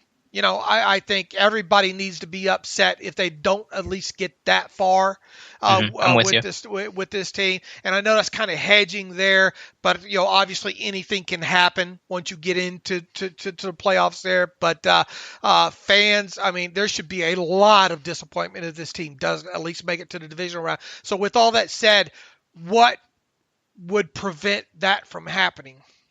Yeah, again, it's hard to really pinpoint that one specific thing, that one glaring issue where you say this is going to be the thing that could trip up this team, other than they just always seem to run into some issue every single year that becomes frustrating and kind of derails this team. I would just say, if they got into some sort of crazy shootout against one of those top-tier offenses where you just can't hold them to 20 points or fewer, like a Kansas City or even a Baltimore, which I know they do, they did well against the Ravens offense, Lamar Jackson, in the one meeting they had against them last year. But, man, Jackson seems to be taking another step forward and looks even better this year than he did last year. So just can they win that real potential shootout game against the Chiefs? Again, I'm nitpicking here. I'm very excited about this team, but if you made me give you an answer to that question, I guess that would be it.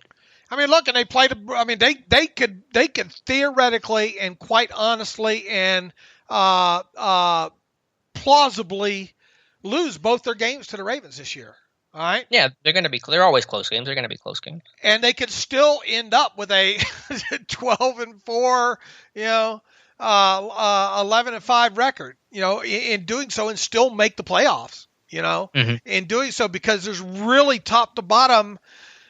I mean, look, I know it's hard to read too much into first week of NFL action, but is there much other than the Ravens? What else kind of scares you on this schedule? Yeah, I don't know if there's one particular team. That's a valid point. Yeah, I think it's going to be a really good regular season. I can make a really good case for why they could win the Super Bowl, because, again, there are just seemingly so few weaknesses on this team in years past, in 2017 and moments like that. The offense was really good, but the defense was always lacking. The defense is what always got you into trouble, and that won't be the case this season. But, yeah, I don't know. I guess maybe that's just a little bit of the pessimism in me that I think something trips them up. And this team is built to overcome a few injuries as well. No, obviously not. You don't want to repeat. You don't want them to have to prove they can overcome a Roethlisberger injury, because look, you need a good quarterback in today's NFL period to compete for a championship. But outside of that, this team, barring it's not like a guy like Minka, a guy like Bush, two real key cogs. And knock on wood. I hope I'm wrong, but this team's going to suffer an injury or two, obviously, at some point there. This team should be built to overcome a few of them. Mm-hmm. Yeah, for sure. Depth is really good. Again, I guess the one thing you can point to defensively is a little worry about the run defense, and can they withstand another injury to an interior defense line? Maybe the depth isn't quite as strong there. And again, I do expect the turnover regression to exist this year, and them not to have 38 takeaways in back-to-back seasons. And again, I understand that kind of gets canceled out by the offense being much better, at least we expect and we predict, than where it was last year. But I think they'll be in that 25 to 30 takeaway range, and not going to hit the 38 mark they hit last year. If there's a big if this team doesn't make the playoffs, what's the repercussions? I think Tomlin keeps his job. I don't think they're going to make a head coaching change as Ben goes into potentially his final year in 2021, but that seat would get very warm, and justifiably so. 3 straight years in no playoffs, to not make the playoffs with a roster like this, unless something just catastrophic happened. I can't even wrap my head around it when you have 7 seeds in each conference this year. I can't even see the scenario where they don't make it. There's going to be some explaining to do. That's a good way to put it. If they don't, look, like you said, seven teams now from each side. They should be one of them. They better be one of them. Yeah, that's a good way to put it. They better be one of those teams. Yeah. All right. Any other final thoughts on going into the 2020 season? Well, what'd you think? What'd you think about the Browns? Man, it's Cleveland. It's so tough, I'm sure, for a new head coach, and you're kind of seeing the ills of that, and that's why you look at this Giants team and say, even though they have some guy like Jason Garrett's offensive coordinator, just that newness to it. Now, granted, the Browns are playing a great team in Baltimore as well, but just feels like new head coach, same old Browns. Yeah, and then the Bengals, boy, they were typical. They had a chance to win that game, man. And Fat Randy. Randy Bullock missed that field goal, and he's probably done anyway because he injured something, I think, on that kick. A good reason to run him out of town once and for all. But I will say this about the Bengals is, obviously the Bengals were not going to win the Super Bowl this year. The only thing they care about is just finding the right quarterback in Joe Burrow. If they do nothing else this year but just realize that Burrow's the right pick, then it's a success for Cincinnati. And Burrow seemed to play really well yesterday. It did look that interception of his wasn't a thing of beauty, right. For sure. And I saw him make a couple of mistakes there and all, but the kid there's something to him, for sure. And he's going to win a few games. They should have won one yesterday. They're going to win 3, 4, 5 games probably. Here's the hope that none of them are against the Steelers, and I just watching how he played yesterday and watching how the Browns played against the Ravens. I don't know, those two square off Thursday night. Right. Well, you want to talk about consternation in Browns Nation? If they come out 0-2 with 2 divisional losses, look out. Yeah, it's going to be a rough start. Yeah, Baker, the line wasn't great. Baker wasn't great. Odell was quiet and visible most of the game. Yeah, the hype machine is there for the Browns every year, and they've yet to ever meet those expectations. What'd you think about the Buccaneers?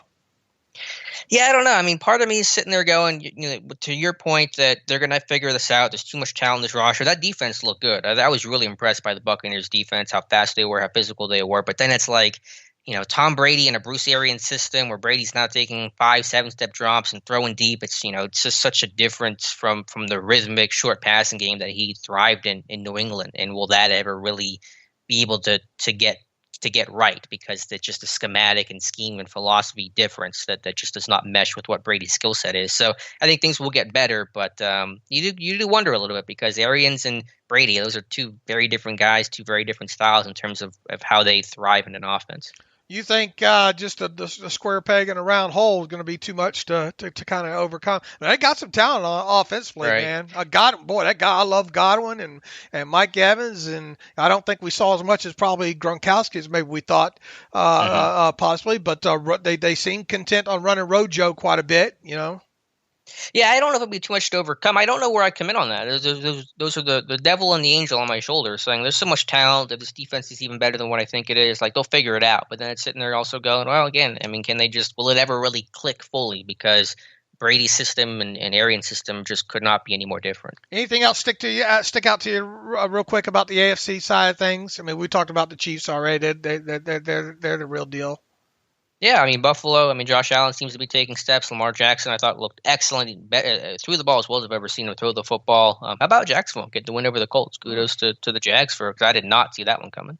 Yeah, Philip Rivers looked like where he picked up where he left off last season with the Chargers. So far look smart. Obviously, it's hard to. I thought the Raiders looked okay. Going to be interesting to see what happens with the injury there with the kid wide receiver over there. When you look around, which one was that? The receiver in Las Vegas? Yeah, didn't one of those guys did Ruggs get hurt? I thought he did. I thought okay. I saw him twist something. I haven't followed up on it or whatnot, but I thought I was. And what about the Jets? Is Adam Gase going to make it all season? Yeah, I mean, they keep hanging on to him, but Le'Veon Bell, he's now got the hamstring injury. What a mess that's been for him. Dolphins are probably not too long to putting the kid at quarterback in there. Probably not too many weeks away from that happening. Cam Newton, boy, Patriot, like I said, the Patriots defense is going to be good enough, and Cam's Cam. If Cam plays like he played, he didn't light the world on fire, I didn't think, in that game, but he did it. He did enough, and his running ability is something that offense obviously hasn't had. When Tom Brady was there all those years. So I think right now, as I sit here right now, and obviously we got to watch the Titans play after the Steelers, but I think it's the Ravens, the Chiefs, the Steelers, and the Bills. You wouldn't throw the Patriots in there yet? And the Patriots. Okay. I think those are the 5 teams that I think your AFC champion's coming out of one of those 5. That's fair. I think most people would agree with that. And that's probably chalk anyway. But I'm not probably not surprising anybody there. But those 5, I think are definitely the cream of the crop for sure. Yeah, definitely. No, it amazes me with the Patriots. Bill Belichick is just whatever container you pour him into. With Tom Brady, run that system. Cam Newton, run a totally different system and look schematically, make both work. And if Newton stays healthy, he's taking a beating for sure. But if he stays healthy, they'll win a lot of games with Cam Newton. All right, should we move on to picking this game? Yeah, I think we should, Dave. All right, my bookie right now, I'm looking at it. Steelers on the road, favored by 6 points. What do you see happening? I don't see a blowout dominant victory for the Steelers. It's just generally not their style, even though they do have so much success on Monday night, 16-2, I believe, in the Mike Tomlin era. Haven't lost a Monday night game since I think it was 2013. But I do think overall they're the better roster. The experience they have with the coaching staff, I think, is definitely not tangible, but definitely an advantage for the Pittsburgh Steelers. I think that defense is going to be able to handle the run. The secondary, I think, can lock down some of these receivers, whether you're talking Darius Slayton or Golden Tate, if he even plays, or whoever. Bottom line, I think the Steelers are going to be an efficient team. I think they're going to have to rely on the quick pass game. I don't think they're going to have a great ground attack tonight, but overall, I think the Steelers win this one 27-14. You're close to what I came in on. Okay. But that's kind of a blowout, though. You have 27-14. You have them winning more than what I did. The way you kind of introed that, I'm thinking you're going to go 17-14 or something. Well, maybe one of those things where they get a late field goal or a late touchdown to kind of seal it.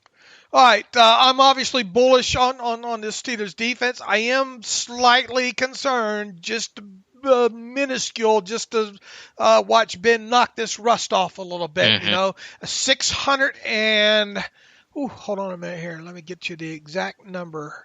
624 days since Roethlisberger's last touchdown pass. All right, 364 days since Roethlisberger suffered his injury, almost one full year. I think tomorrow will be, wasn't that Seahawks game on the 15th?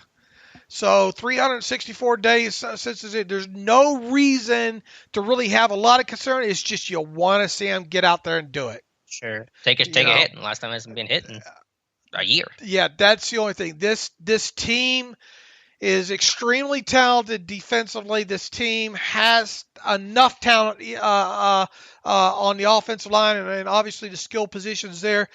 I think they will be able to run the ball. I'm expecting James Conner to go for over 100 total yards, obviously rushing and receiving combined. I think it's one of those 130 numbers for him in this game. We talk about the Steelers better make the playoffs. Well, the Steelers better win this Monday night game. I think they will. I think it gets close at the end just because of a garbage touchdown to close this out. But I have the 27 on my side as well, too. But I have this 27-17 Steelers. Once again, I think it's something like 27-10 late, and then they give up a garbage touchdown at the end to make it seem a little bit closer there. But I think we both had the Steelers covering. Yeah, now my feeling is it'll be like a close game at halftime where it's like 10-7 or 14-7, and then the Steelers kind of put them away in the second half. All right, what did we not do that we should have done? In terms of covering today? Yeah. I think that's about everything. I mean, it's a jam-packed show. Again, our special thanks to John Schmelk for being on, and we can return Wednesday and talk about what happened on Monday night. All right, let's see. Real quick, question for the podcast. Good morning. Appreciate the hard work. I was wondering if you could answer a question concerning the Steelers. This one from Alan. Presume that all the starters play all 16 games for these scenarios, but the only difference being the quarterback position. If Ben starts all 16 games, how many wins? If Mason starts all 16 games, how many wins? If Dobbs starts all 16 games, how many wins? If Hodges starts all 16 games, how many wins? This from Alan. Go ahead and tackle that. I mean, obviously, if Ben plays all 16, I think they can win 12. Yeah, I mean, my prediction was at 11, so I guess I'll say 11 because I'm kind of working on the assumption Ben will be healthy for all, if not the majority, if not all of the season. If someone else, I think if you choose Rudolph, Dobbs, or Hodges, the win total is basically the same. Dobbs would give you maybe a slight leg up, but even then, Dobbs has thrown 12 career passes in an NFL game, so we don't even know that much about him. But I think that number gets reduced from 11 to like 7 to 8. I think Mason. I think you should be expected to, with the confidence that they've shown in him with this defense. I think they should be able to win. What'd you say with Mason? 7 to 8 wins if he had a full 16 game season with Mason Rudolph. I would say the expectation should be at least 9, maybe 10. Really? So you would say Ben's only giving you an extra. I think he's a 2-game. Look, when you look at the schedule and look at his defense, and you look, the kid got his work last season, talking about Mason, and obviously got banged up, missed games with injuries, blah, blah, blah. And if you put that kind of confidence in this kid that this team has had since last season ended, then that's the expectation. Yeah, I would just look at it. The offense in that scenario would be taking, again, a very wouldn't be taking the step forward that we projected, and then the defense I don't think is going to get 30 takeaways. So a defense that has 27 takeaways with a Mason Rudolph-led team at quarterback, I think doesn't get you to the 8 wins it got you last year. And with Dobbs and Hodges, I mean, you can't really. I mean, it's so hard to go. I mean, I think if you got 8 wins, I mean, it'd be great. if you went that aspect of it there. Let's see if I got anything more. We're running out of time. We want to make sure we get this up in time for people to listen to it before the game tonight anyway. So good as time as any to close this one out. So once again, we appreciate John Schmelk for coming on the podcast here. We appreciate all the support we've had all off season, geared up to get this thing going. Alex and I and the rest of the crew be working all day, all night, on this game against the Giants. Alex and I will be back on Wednesday to wrap this thing up and start getting ready for the Denver Broncos in week 2 as well. So in the meantime, you can follow me on Twitter at Steelers Depot. You can follow Alex on Twitter at Alex_Kozora. You can follow the show at Terrible Podcast. Email the show, theterriblepodcast@gmail.com. If you like what we do and you want to donate to the cause, go to SteelersDepot.com and hit the donate button up right navigational bar. Also, if you like an ad-free version of the site, please go to SteelersDepot.com and hit the ad-free button up right navigational bar. For $25 for 1 calendar year, you can have an ad-free version of the site. So with that, enjoy the game tonight, everybody. Stay safe. And as always, thanks for listening to the Terrible Podcast with Dave and Alex.